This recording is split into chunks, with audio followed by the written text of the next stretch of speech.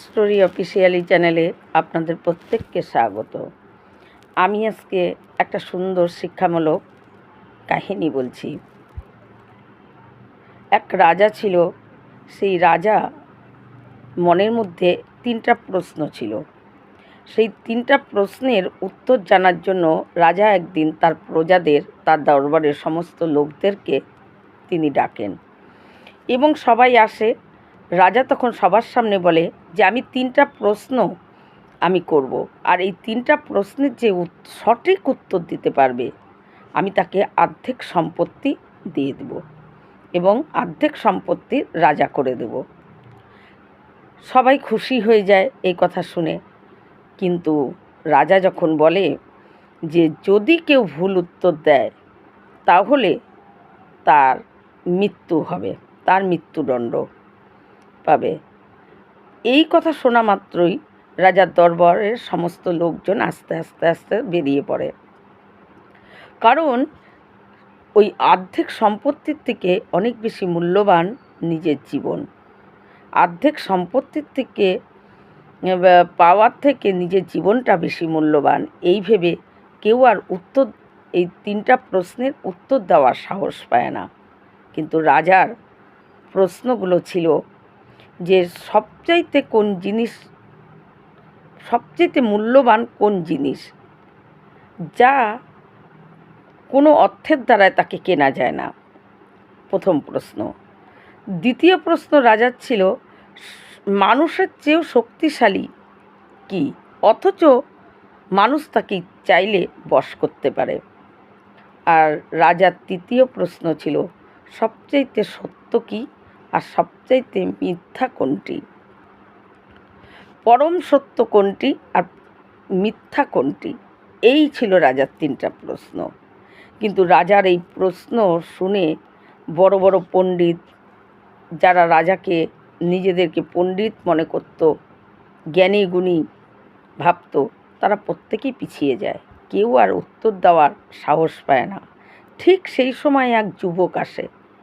সেই যুবক এসে রাজাকে বলে, রাজামশাই, আমি আপনার এই প্রশ্নের উত্তর দিতে পারবো। রাজা বলে, আরে যুবক, তোমার কি প্রাণেরও মায়া নেই? তখন সেই যুবক বলে, প্রাণের মায়া করে কি হবে? আমার বাবা মা, আমার কেউ নেই। আমি যদি মরেও যাই, আমার জন্য কাঁদার কোনো লোক নেই। তারপর মন্ত্রী যখন রাজাকে বলে যে রাজামশাই, আমার মনে হচ্ছে এই যুবক খুব চালাক। কিন্তু যুবক তখন বলে যে আমাকে 40 দিন সময় দিতে হবে আপনার এই প্রশ্নের উত্তর যদি আমি দিতে পারি, কিন্তু আমাকে 40 দিন সময় দিতে হবে, আর সঙ্গে একটা ঘোড়া দিতে হবে, আর কিছু সামগ্রী দিতে হবে। কিন্তু মন্ত্রী আস্তে করে রাজার কানে কানে রাজাকে বলে, এ মনে হচ্ছে বড়ই চালাক, সমস্ত জিনিস নিয়ে পালিয়ে যাবে। কিন্তু তখন যুবক বলে যে পালাবো? আমি কোথায় পালাবো? না আমার ঘর আছে, না আমার বাড়ি আছে।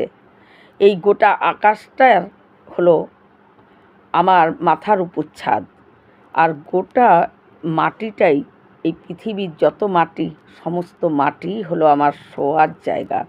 তাই কোথায় পালাবো? রাজা তখন বলে যে দেখো, আমি তোমাকে ঘোড়াও দেব, তোমার প্রশ্নের উত্তর খোঁজার জন্য ঘোড়া চাচ্ছ, সঙ্গে কিছু সামগ্রী চাচ্ছ, আমি সব দেব। কিন্তু মনে রেখো, 40 দিন যদি সূর্যের অস্ত যাওয়ার আগে তুমি না এখানে পৌঁছাও, তোমাকে খুঁজে আনতে কিন্তু আমাদের সময় লাগবে না। আর মৃত্যু তোমার অনিবার্য, তাহলে তুমি এটা ভেবে তারপর করো। যুবক তাতে রাজি হয়ে যায় এবং রাজা তাকে একটা ঘোড়া দিয়ে দেয়, কিছু সামগ্রী দিয়ে দেয় তার চাহিদা মতো। যুবক সেই ঘোড়া পিঠে চড়ে সেই নদী, অনেক বন জঙ্গল পেরিয়ে যেতে যেতে কিন্তু যুবক হতাশ হয়ে যায়। আমি কি করলাম? হয়তো আমি ভুলই করলাম, কারণ আমি তো কোনো উত্তর খুঁজে পাচ্ছি না। এই করতে করতে ঘুরতে ঘুরতে মরুভূমিতে চলে যায়। মরুভূমিতে দূর দূরান্ত যত দূর চোখ যাচ্ছে দেখছে শুধু বালি আর বালি। এদিকে তৃষ্ণায় কাতর হয়ে গেছে একটু জলের জন্য। অনেক দূরে একটা কুঁড়েঘর দেখে ওই যুবকের মনের মধ্যে একটু আশার প্রদীপ যেন জ্বেলে ওঠে, হয়তো সেই কুঁড়েঘরে গেলে এক ফোঁটা জল পাবো। কিন্তু ছুটতে ছুটতে যখন সেই কুঁড়েঘরের সামনে যায়, তখন দেখে একজন ছেঁড়া পোশাক পরে এবং ধুলো বালি মাখা একই পাত্রে কুকুর আর সে দুজনেই খাচ্ছে। এই দেখে যুবক ভাবে, এর কাছে আর কি প্রশ্নের কথা বলবো, আর এর কাছে বা কী জল চাবো, এ তো নিজেই পাগল। নাই কুকুর আর নিজে একই থালায় একই পাত্রে কেউ খায়। এই ভেবে কেবল সে ভাবে ঘোড়াটাকে ফিরিয়ে অন্য দিকে যাবে, তখন ওই সাধুই, ওই নোংরা ছেঁড়া জামা পরা ওই সাধুই তাকে বলে ওঠে, আরে এত দূর আসছো, একটু শোনো, কথা বলো। যুবক তখন সেখানে নামে, কিন্তু যুবকের ঘৃণায় তার ভিতরটা বমি আসছিল, কারণ কুকুরের এঁঠো আর একই পাত্রে দুজনই খাচ্ছে। কুকুর তখনও সেই পাত্র চেটেই যাচ্ছে। যুবক এই দেখে প্রায় বমির মতন মনে হচ্ছে, কিন্তু তারপর যখন ওই ওই সাধু জিজ্ঞাসা করে, এত দূর কী কারণে? এই রকম তপ্ত দুপুরে এবং মাটি উত্তপ্ত হয়ে আছে, এই অবস্থায় এত দূরে কেন এসেছো, কিসের খোঁজে? তখন যুবক বলে যে সব কথা বলে, রাজার প্রশ্ন, 3টা প্রশ্নের কথা বলে, যে আমি এই 3টা প্রশ্নের উত্তর দেব বলে রাজাকে কথা দিয়ে এসেছি, আর এই 3টা প্রশ্নের উত্তর দিতে না পারলে আমার মৃত্যু অনিবার্য। কিন্তু আমি এখন মনে করছি যে আমি ভুলই করেছি, এত দূর ঘুরে ঘুরে আমি আমার একটা প্রশ্নেরও উত্তর পেলাম না। তখন সাধু তাকে আশ্বাস করে যে ঠিক আছে, আমি তোমাকে এই প্রশ্নের উত্তর দিয়ে দেব। যুবক একটু খুশি হয়ে যায় মনের মধ্যে, সাধু বাবাকে বলে যে আপনি তাহলে আমাকে উত্তর দিন।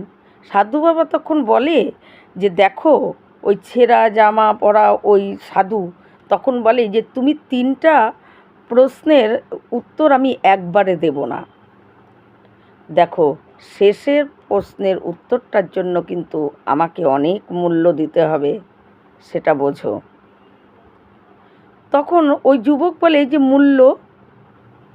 হ্যাঁ, আপনি যদি আমাকে 3টা প্রশ্নের উত্তর দিয়ে দিন, তাহলে আমি রাজার থেকে অর্ধেক সম্পত্তি পাবো, আবার অনেক স্বর্ণ মুদ্রা এগুলোও পাবো, আমি তার থেকে নয় আপনাকে কিছুটা দিয়ে দেব। কিন্তু তার দিকে তাকিয়ে সেই সাধু একটু হাসে, এমনভাবে হাসে যেন তার কাছে এই কথাটা কোনো মূল্যই নেই।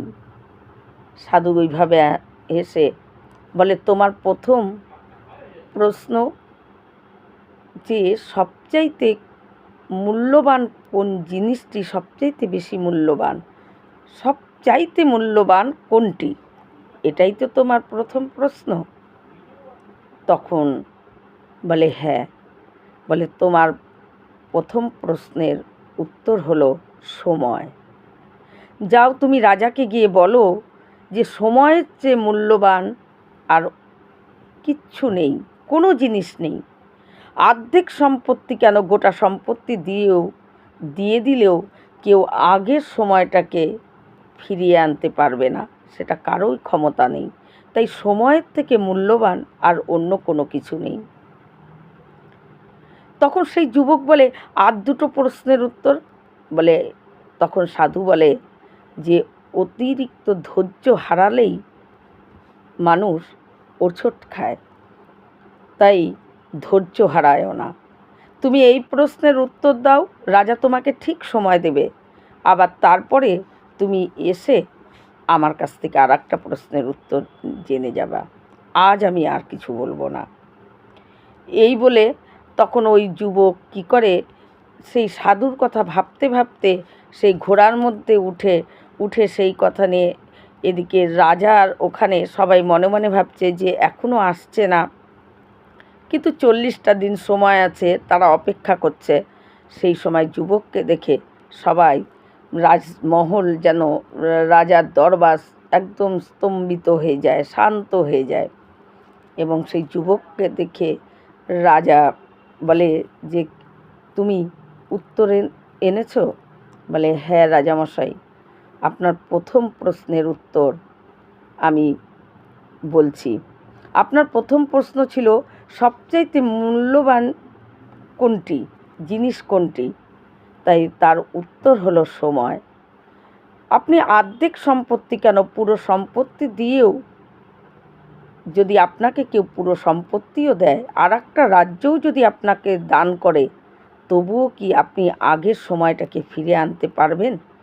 তাই কোনো মূল্য, কোনো অর্থমূল্যের দ্বারাই আগের সময়টাকে ফিরিয়ে আনা যায় না। তাই এর সময় হলো সবচেয়ে মূল্যবান। রাজা তার উত্তর শুনে, প্রথম প্রশ্নের উত্তর পেয়ে রাজা খুব খুশি হয়ে যায়। তখন যুবক বলে, রাজা বলে, আরও 2টো প্রশ্নের উত্তর? তখন যুবক বলে, তার জন্য আমাকে আর একটু সময় দিতে হবে। রাজা তাকে সময় দেয়। সে আবারও ছুটতে ছুটতে সেই মরুভূমিতে চলে যায়। মরুভূমিতে গিয়ে যখন ওই সাধুর কাছে যায়, এবার সাধুর কাছে গিয়ে সে খুব মনে মনে আশা নিয়ে যায় যে সাধু তার মানে সবকটা প্রশ্নেরই উত্তর দেবে। সাধুর কাছে গিয়ে যখন সাধুকে বলে যে, আমাকে রাজা খুব খুশি হয়েছে আপনার প্রশ্নের উত্তর শুনে, এবার দ্বিতীয় প্রশ্নের উত্তর। তখন সাধু বলে, আর ওই যুবক বলে যে, এবার আমাকে 2টো প্রশ্নের উত্তর আপনি একবারেই বলে দিন।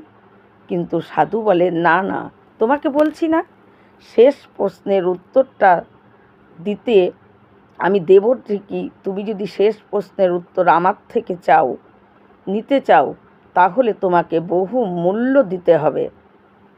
আবারও তখন সে কী করে, কিছুটা স্বর্ণমুদ্রা রাজার থেকে যে নিয়েছিল, সেই থেকে কিছুটা নিয়ে ওই সাধুকে দিতে যায়। সাধু সেটা ছুঁয়েও দেখে না। ও অবাক হয়ে যায়, এ কী স্বর্ণমুদ্রা, এটা যদি মূল্যবান না হয়, তাহলে এর থেকে কী মূল্যবান জিনিস আমার কাছে, কী মূল্য আমার দিতে হবে? আমার কাছে তো অর্ধেক রাজত্ব আর রাজার দেওয়া যা, তাছাড়া তো আর কিছু নেই। তখন সাধু বলে যে, তোমার দ্বিতীয় প্রশ্নের উত্তর যখন সে জানতে চায়, তখন ওই সাধু তাকে বলে, তোমার দ্বিতীয় প্রশ্ন ছিল রাজার, যে মানুষের থেকেও শক্তিশালী, অথচ মানুষ তাকে বশ করতে পারে। এটা এই প্রশ্নই তো ছিল। তখন সে যুবক বলে, হ্যাঁ। বলে, এই প্রশ্নের উত্তর রাজাকে গিয়ে বলো যে মানুষের ইচ্ছা হলো এতটা শক্তিশালী, তার ইচ্ছায় সব কিছু, একজন মানুষকে দাস বানিয়ে রাখতে পারে তার ইচ্ছা। কিন্তু একমাত্র সেই ইচ্ছাকে কন্ট্রোল করতে পারে, তাকে লাগাম পরাতে পারে একমাত্র মানুষ যদি চায় তার ইচ্ছাকে কন্ট্রোল করতে পারে। আর যখন মানুষ নিজের ইচ্ছাকে কন্ট্রোল করে, তখন সেই মানুষ হয় রাজা, আর সে হয় দাস। কিন্তু যখন ইচ্ছা এতটা শক্তিশালী যে মানুষকেই দাস করে ফেলে, তার নিজে রাজা হয়ে মানুষকে দাসত্বর মতো খাটাতে থাকে। তাই তোমার রাজাকে গিয়ে বলো যে রাজার দ্বিতীয় প্রশ্নের উত্তর হলো ইচ্ছা। যুবক বলে যে, আমার শেষ প্রশ্নের উত্তরটাও আপনি দিয়ে দিন।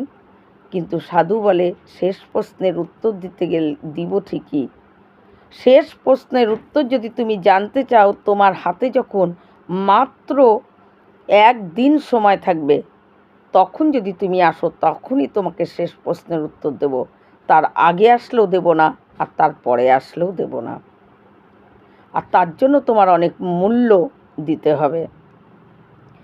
কিন্তু ওই যুবক ঘোড়ার পিঠে যায়, কিন্তু ওই যুবকের সবচাইতে এই সাধুর প্রতি আপত্তি ছিল। সাধুকে ঘৃণা করত, তার মনে মনে ঘৃণা হতো যে সাধু আর কুকুর একসঙ্গে খায় বলে। তাই ওই যুবকের এটা খুব খারাপ লাগতো যে সে হলো ভগবানের অংশ, হলো একজন মানুষ, সে কেন একটা কুকুরের সঙ্গে তার এঁঠো খাবে? তার কুকুরের এঁঠো খাওয়া মানে তার সমস্ত কিছু শেষ হয়ে যাওয়া।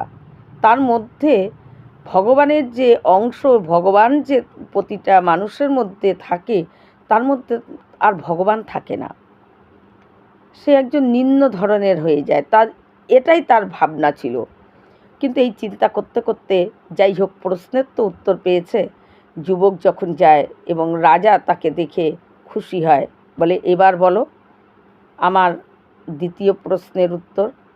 তখন যুবক বলে যে আপনার দ্বিতীয় প্রশ্নের উত্তর ছিল যে সবচেয়ে শক্তিশালী কী, আর সেটাকে একমাত্র মানুষই কন্ট্রোল করতে পারে। আপনার প্রশ্ন এটা ছিল, আর এর উত্তর হলো ইচ্ছা। ইচ্ছা হলো সবচেয়ে শক্তিশালী, যে মানুষকে দাস বানিয়ে রাখে। ইচ্ছার অনুযায়ী মানুষকে চালনা করতে পারে, ইচ্ছা মানুষকে চালনা করে, নিজে রাজা হয়ে বসে থাকে। কিন্তু কোনো মানুষ যদি চায়, সেই ইচ্ছাকে দাস বানিয়ে নিজে রাজা হতে পারে, নিজে রাজা হয়ে তাকে ভিত্তর মতো, ইচ্ছাকে ভিত্তর মতো খাটাতে পারে যদি মানুষ চায়। তাই আপনার দ্বিতীয় প্রশ্নের উত্তর হলো ইচ্ছা। রাজা খুব খুশি হয়ে যায় যে একদম সঠিক উত্তর। রাজা খুব খুশি হয়ে যায়, যুবককে বলে আমার শেষ প্রশ্নের উত্তর তুমি বলো। যুবক বলে আপনার শেষ প্রশ্নের উত্তর আমি শেষের দিন দেব, যখন আমার কাছে সময় আর একদিনই থাকবে, আমাকে আর একটু সময় দিন। রাজা তাকে সময় দেয়, কারণ রাজা খুশি হয়ে যায় দুটো প্রশ্নের উত্তর দেওয়াতে, এবং রাজা মনে মনে তার উপর ভরসা করে ফেলে যে এ পারবে। তখন এই করতে করতে তার শেষ দিন চলে আসছে, তার হাতে আর সময় নেই, আর একটা দিনই আছে। ওই যুবক যখন ছুটতে ছুটতে সেই মরুভূমির কাছে যায় শেষ প্রশ্নের উত্তর জানতে, যুবক গিয়ে দেখে সেই ফকির সেখানেই আছে, ছেঁড়া জামা কাপড়, ওই কুকুরের সঙ্গে একই পাত্রে খাচ্ছে, পাগলের মতন বেশ, ছেঁড়া সমস্ত, মাথায় ধুলো বালিতে জট লেগে যাচ্ছে, এই রকম নোংরা অবস্থা। কিন্তু যুবক যখন শেষ প্রশ্নের উত্তর জানতে চায়, তখন বলে এর জন্য তোমাকে মূল্য দিতে হবে, যদি তুমি মূল্য দাও তাহলেই তোমার শেষ প্রশ্নের উত্তর দেব, না হলে আমি দেব না, তুমি এখান থেকে চলে যাও, দেখি তুমি সেই মূল্য। যুবক কি করে বারবার তাকে বলছে আমি রাজার কাছ থেকে অর্ধেক রাজত্ব পাবো, আমি আপনাকে অনেকটা দিয়ে দেব, আপনি যদি চান আমি সেখানকার অর্ধেক রাজত্ব আপনাকেই রাজা বানিয়ে রাখবো, আমাকে একটা ছোট্ট চাইলে আমি অর্ধেক, আপনি যদি এটাও চান যে আমার অর্ধেক রাজত্বের মধ্যে আপনাকে একটা সুন্দর বাড়ি তৈরি করে দেব চান, আমি তাও করে দেব, আমাকে শেষ প্রশ্নের উত্তরটা দিন। কিন্তু আজকেই আমার এই জীবনের শেষ দিন, যদি উত্তর দিতে পারি তাহলে আমি বাঁচব, না হলে আজকে আমাকে শেষ করে দেবে। এদিকে সময় সারা দিন চলে গিয়ে মাত্র কিছু সময় আছে হাতে, সময় খুব কমে আসছে, তার হাতে আর বেশি সময় নেই। তার মধ্যে রাজার দরবারে না পৌঁছাতে পারলে তার মৃত্যু অনিবার্য। এদিকে রাজার দরবারে মন্ত্রী, রাজার লোকজনদের মধ্যে কথাবার্তা শুরু হয়ে গেছে যে এই ছেলেকে আজকে মৃত্যুদণ্ড দিতে হবে, এ নিশ্চয়ই পালিয়ে গেছে, তৃতীয় প্রশ্নের উত্তরও আর খুঁজে পাচ্ছে না, এ পালিয়ে গেছে, তাই এর আজকে মৃত্যু হবে, একে যেমন করে পারো। মন্ত্রী এসে রাজাকে বলছে রাজামশাই আপনার এখন উচিত ঘোষণা করে দেওয়ার যে ওই ছেলেকে খুঁজে বার করার জন্য, কারণ এ আর উত্তর দিতে পারবে না, আর সময় কই।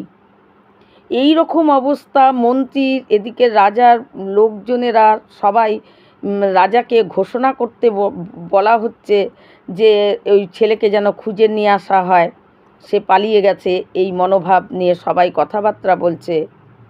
কিন্তু ওইদিকে ওই ফকির বলে কথার উত্তর দিতে পারি, এদিকে তার ওই যুবকের মুখ শুকিয়ে যাচ্ছে, সময় চলে যাচ্ছে, মৃত্যু তার যেন সময় ঘনিয়ে আসছে।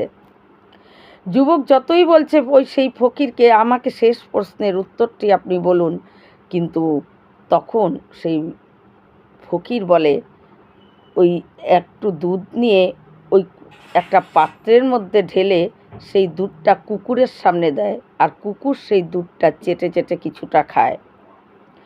তারপর কিছুটা কুকুর খাওয়ার পর সেই দুধ কিছুটা থাকে, সেই পাত্রটা নিয়ে তার দিকে আগায়, কিন্তু সেই যুবক কিছুতেই সেটা খেতে চায় না। তখন ওই ফকির বলে, তুমি যদি এই দুধ না খাও, তোমার শেষ প্রশ্নের উত্তর আমি দেব না, যাও, তোমার যা হবে তুমি সেটাই, রাজার কাছে যাও, রাজা তোমাকে যা করে সেটাই করুক, আমি তোমাকে উত্তর দেব না। কিন্তু কি করবে, একদিকে তার প্রাণ, একদিকে কুকুরের এঁঠো। তখন সে বাধ্য হয়ে কুকুরের ওই এঁঠো পাত্রটা নিয়ে, কুকুরের কিছুটা দুধ খাওয়া সেই এঁঠো দুধটা নিয়ে যখন সে মুখের মধ্যে, তার গলার মধ্যে ঢেলে সে মাটিতে একদম বসে পড়ে, লুটিয়ে পড়ে, যে আমার জীবনের সব শেষ হয়ে গেল। আজকে থেকে আমি যে ঈশ্বরের একজন অংশ, বা আমার মধ্যে কোনো মানুষের কোনো কিছু থাকলো না, আমার সব শেষ হয়ে গেছে, এই যখন বলে বসে পড়ে, তখন ওই ফকির বলে যে তোমার এই মনে হচ্ছে আজকে তোমার সব শেষ হয়ে গেছে? এতক্ষণ তোমার মধ্যে তোমার ওই প্রশ্নের উত্তরগুলা জানার পেছনে তোমার রাজত্ব লোভটা কাজ করছিল, কিন্তু এখন তোমার মধ্যে সেটা আর নেই, তোমার মনে হচ্ছে তোমার সব চলে গেছে। তাই কুকুরের এঁঠো খেয়েও তোমার মধ্যে আর কোনো কিছু মনে হচ্ছে না, মনে হচ্ছে তুমি যেন আজকের থেকে সব নতুন করে গড়ে উঠলে।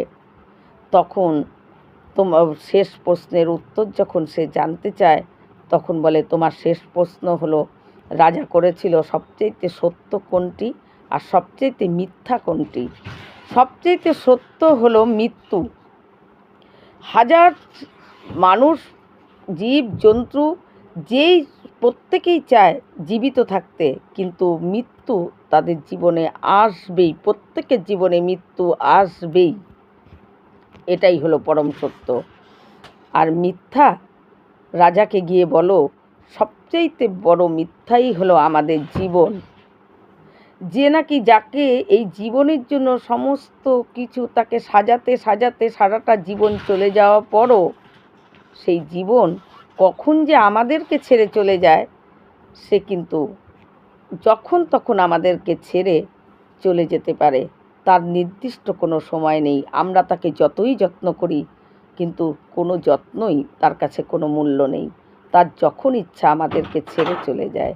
এটাই হলো সবচেয়ে পরম মিথ্যা, জীবন হলো সবচেয়ে মিথ্যা। ওই যুবক রাজার কাছে এসে রাজাকে শেষ প্রশ্নের উত্তর যখন এটা বলে, রাজামশাই, আপনার প্রশ্নের উত্তর হলো এই মৃত্যু হলো সব পরম সত্য, আর এই জীবনই হলো সবচেয়ে পরম মিথ্যা। কারণ এই জীবন কোনো দিন কারো নিজের সারা জীবন তার সঙ্গ থাকে না, তাকে যতই যত্ন করা যাক, তার যখন ইচ্ছা আমাদেরকে ছেড়ে চলে যায়। তাই এই হলো আমাদেরকে ধোঁকা দেয়, অর্থাৎ সে মিথ্যা, এই জীবন হলো মিথ্যা। রাজা খুব খুশি হয়ে যায়, তাকে অর্ধেক সম্পত্তি দিতে চায়, কিন্তু সেই যুবক ওই ফকিরের সঙ্গে মিশে সে পরম মানুষ, একটা আদর্শ মনুষ্যত্ব জ্ঞান, সত্য জ্ঞান, যেই জীবন ধোঁকা দেয়, যেই জীবন কোনো নিশ্চয়তা নেই, সেই জীবনের জন্য রাজা আর ফকির কী পার্থক্য? আজ আছি হয়তো কাল থাকবো না, সে রাজাই হই আর ফকির হই। রাজাকে বলে, আমাকে যা আপনি দিবেন বলেছেন, এই সমস্ত গরিব দুঃখীর মধ্যে দান করে দিন, আমার কোনো কিছু লাগবে না। এই বলে ওই যুবক ওই ফকিরকে উদ্দেশ্যে আবার পায়ে হেঁটে রাজার ঘোড়া সমস্ত কিছু রাজাকে দিয়ে দিয়ে পায়ে হেঁটে ওই মরুভূমির পথে ফকিরের সন্ধানে ছুটে চলছে। এটাই হলো আসল। আমরা যাকে সত্য বলে আমাদের জীবন আমাদের করে রাখি, সেই জীবন আমাদেরকে ধোঁকা দিয়ে চলে যায়। এটাই হলো পরম মিথ্যা। আমাদের জীবনটাই হলো মিথ্যা। এই রকম ভিডিও পাওয়ার জন্য আমার চ্যানেলটিকে সাবস্ক্রাইব করবেন। নমস্কার।